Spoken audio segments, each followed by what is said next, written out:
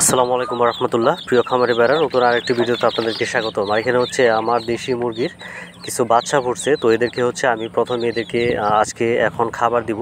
তো এদের বয়স হচ্ছে এখন 26 ঘন্টা।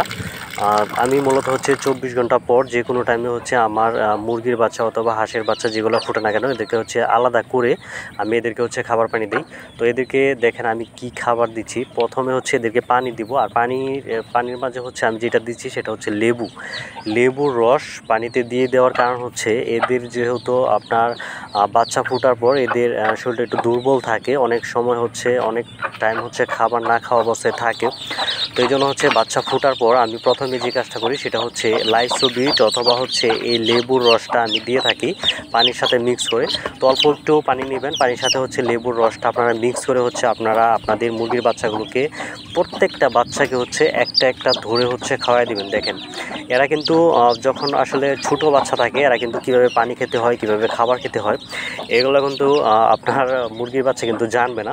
তখন হচ্ছে অবশ্যই এদেরকে সুন্দরভাবে হচ্ছে একটা একটা করে ধরে আপনার খাওয়াই দিতে হবে। দেখেন প্রত্যেকটা বাচ্চাকে হচ্ছে আমি দইরা কিন্তু খাওয়াই দিচ্ছি, আর এরা দেখেন কত সুন্দরভাবে হচ্ছে খেয়ে নিতেছে। আপনারা চাইলে কিন্তু এখানে লাইসোবিটও ব্যবহার করতে পারেন। আর আরেকটা জিনিস, আমি যেহেতু এখানে শুধু লেবুর রসটা ব্যবহার করছি, আপনারা আরেকটা কাজ করবেন, সেটা হচ্ছে লেবুর রসের সাথে চিনি যে মানে অল্প একটু চিনি দিবেন, চিনি পানি এবং হচ্ছে লেবুর রস, এটা দিলে হচ্ছে বাচ্চা আরেকটু ভালো থাকে। এই জন্য হচ্ছে আপনারা একটু চেষ্টা করবেন যে এই লেবুর রসটা যদি আপনারা দেন তাহলে পাশাপাশি হচ্ছে চিনিটা অল্প একটু চিনি দেওয়ার জন্য।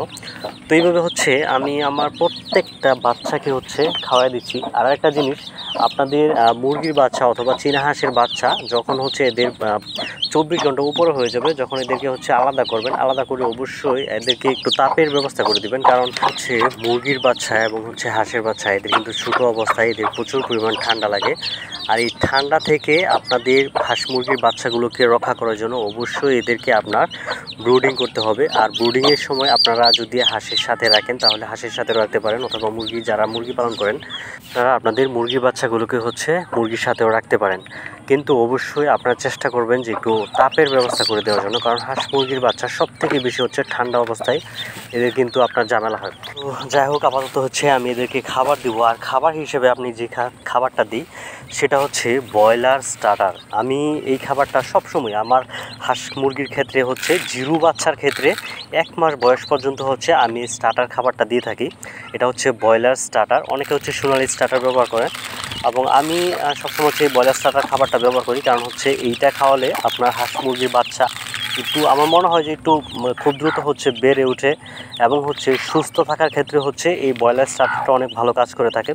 এই জন্য হচ্ছে আমি সবসময় এই ব্রয়লার স্টার্টার খাবারটা দিই। আর অবশ্যই আপনারা যখন আপনাদের হাঁস মুরগিকে খাবার দিবেন তখন হচ্ছে এরকমভাবে ছিটিয়ে খাবারটা দিবেন। কারণ হচ্ছে এরা কিন্তু প্রথম অবস্থায় আপনার খাবার খেতে জানবে না, যাতে ছড়িয়ে ছিটিয়ে খাবারগুলো থাকে এবং সেখান থেকে যাতে ঠুকরায় যাতে আপনার হাঁস মুরগিগুলো খাবার খেতে পারে।